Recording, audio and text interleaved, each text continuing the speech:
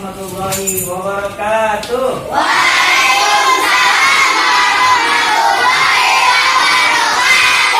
Apa kabarnya anak? Alhamdulillah ketemu lagi dengan Bapak dalam pelajaran pendidikan agama Islam. Baiklah, untuk memudahkan kita dalam belajar, mari kita berdoa kepada Allah Subhanahu wa taala agar apa yang kita niatkan mendapatkan ilmu yang bermanfaat baik di dunia maupun di akhirat. Amin. Yuk kita berdoa sama-sama. Rojitu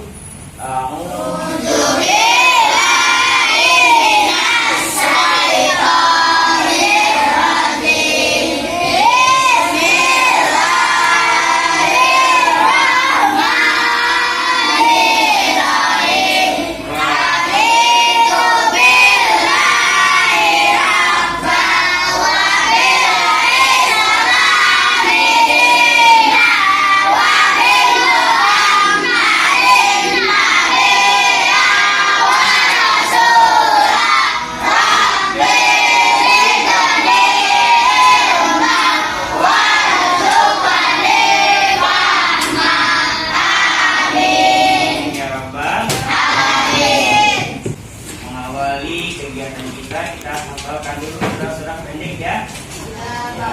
Kita hafal dari surah Al-Kafirun 3 ayat aja, hafal 3 surah. Sama-sama.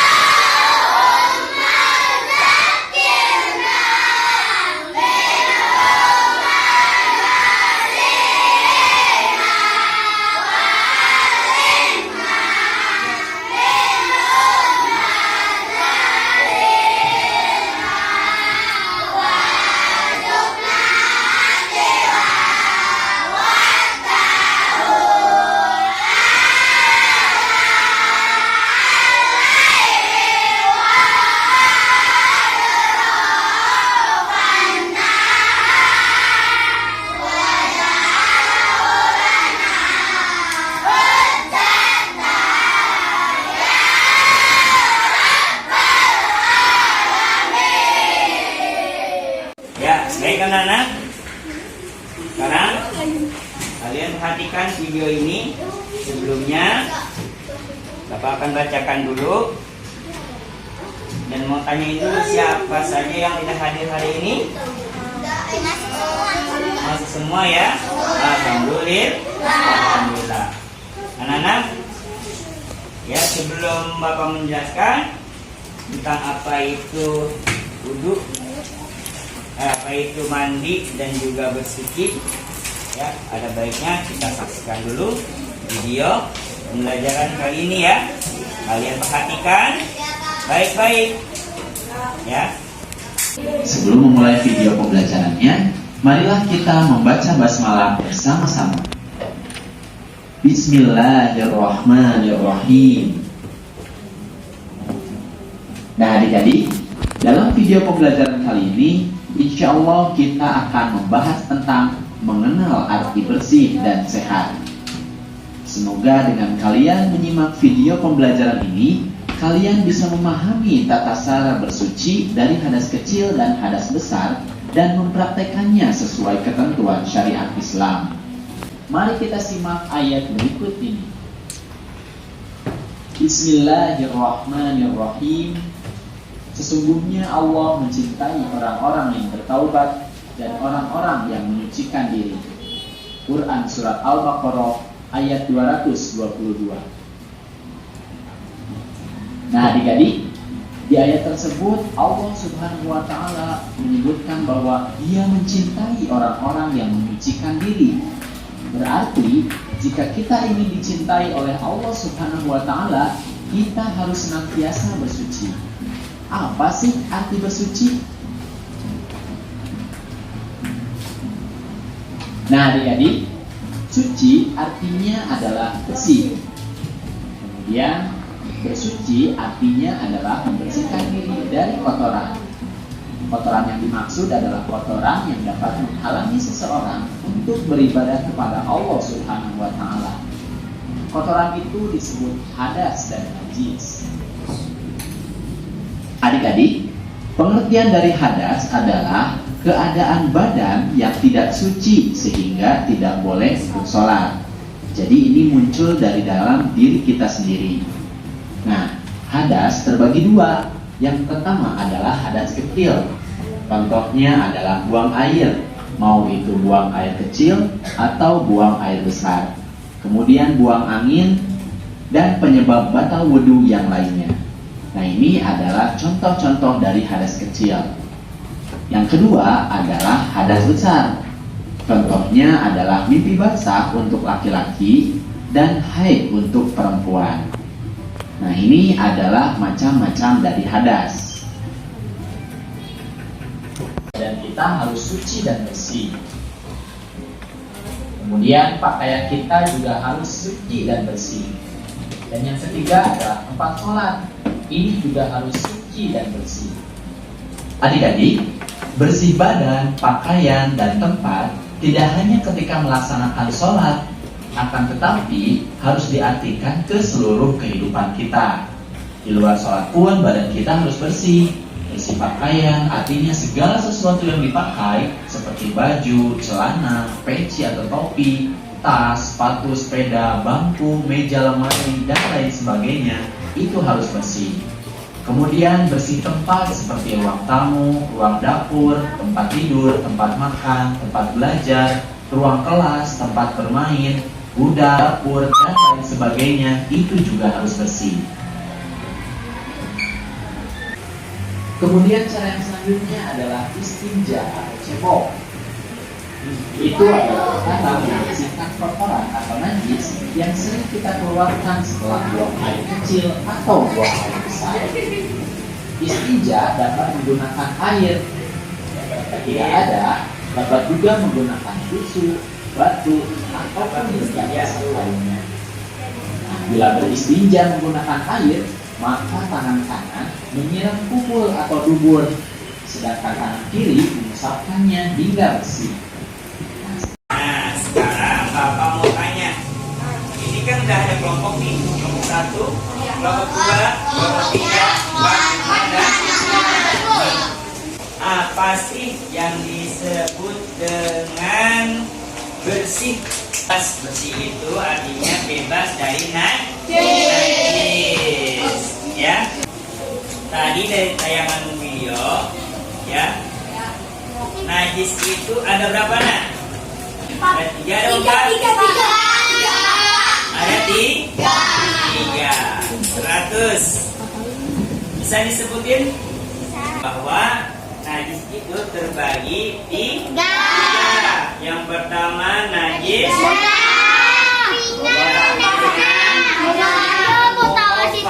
Apa namanya nak? Mukhofafa. Najis mutawasito. Apa nak? Ingat itu mutawasito. Najis sedang. Yang ketiga najis. Iya. Najis berat. Yaitu najis mughola. Bagaimana cara membersihkan najis yang ringan? Contohnya apa sih nak? Yang ringan itu disebutkan tadi kencing, bayi, ya.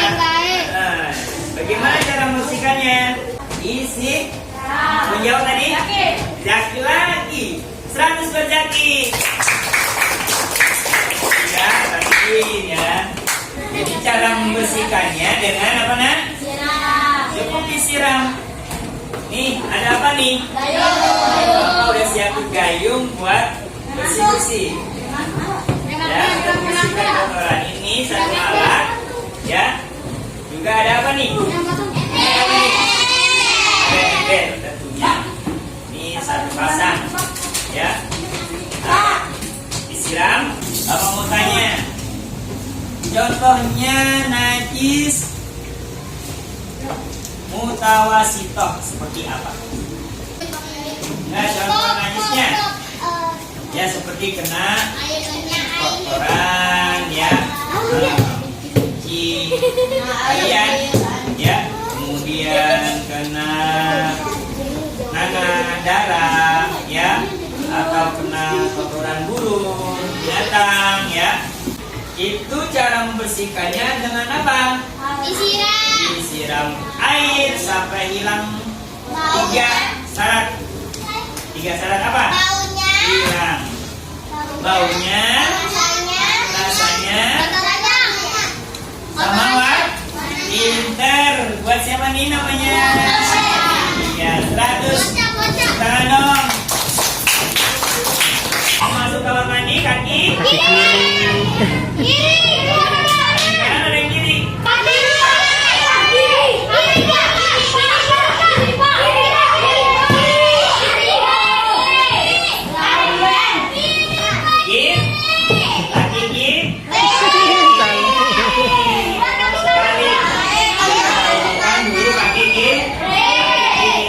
Baca doanya.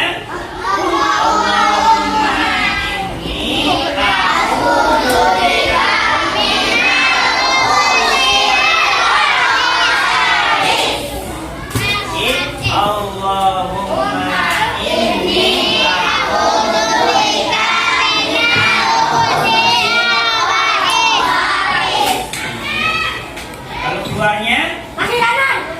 Kanan tentunya. Bagaimana penggunaannya? Subhanallah,